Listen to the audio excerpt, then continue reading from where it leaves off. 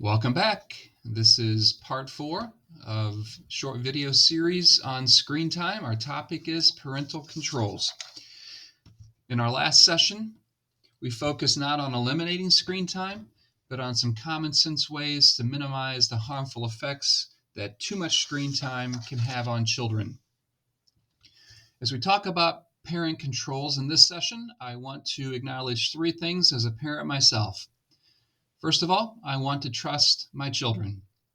Second, I believe I can trust my children.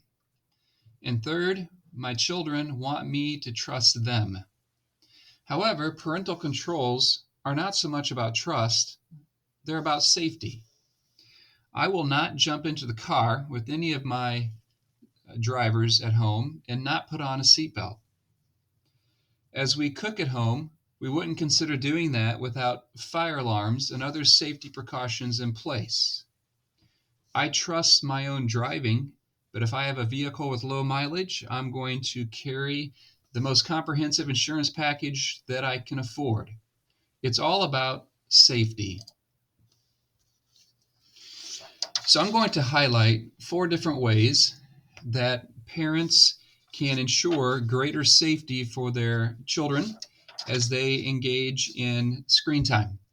If you have an Apple product, iPhone, iPad, iPod Touch, built into those systems, there are ways for you to monitor and to keep your child safe.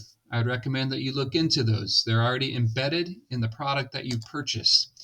I'm going to just mention briefly 3 different services that can be purchased. Our family uses one of these. I'm not going to mention which one it is because I'm not in the business of promoting one product over another. I simply did a Google search to see what are some of the more popular ways that parents control and monitor their child's screen time, and these are the 3 that I came up with. From their websites, I pulled basic bullet points that they use to promote their products. So the first one that you are seeing here is Kaspersky Safe Kids. The second one is a product called Custodio.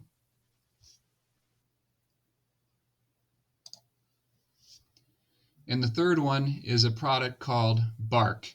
Again, all of these can be purchased. I'm not promoting one over the other.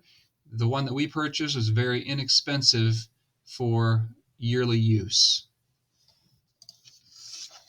So in summary of these 4 sessions, we have seen that screen time for children has definitely increased dramatically over the last couple of years. Some of that perhaps is due to COVID. It's also due to new technologies, devices, platforms, games, new online services that pull us into our screens. We also talked about the benefits of screen time. Our lives have been drastically changed and in many ways improved because of devices that we use. We also looked at some potential harm and unintended consequences. Sometimes too much of a good thing can have consequences that aren't realized until years later. We also talked briefly about creating a family screen time plan. This isn't designed to eliminate screen time, but to make screen time and family time more productive, safe, and useful. And then finally, in this session, we talked briefly about parental controls. Remember, it's less about trust, it's more about safety.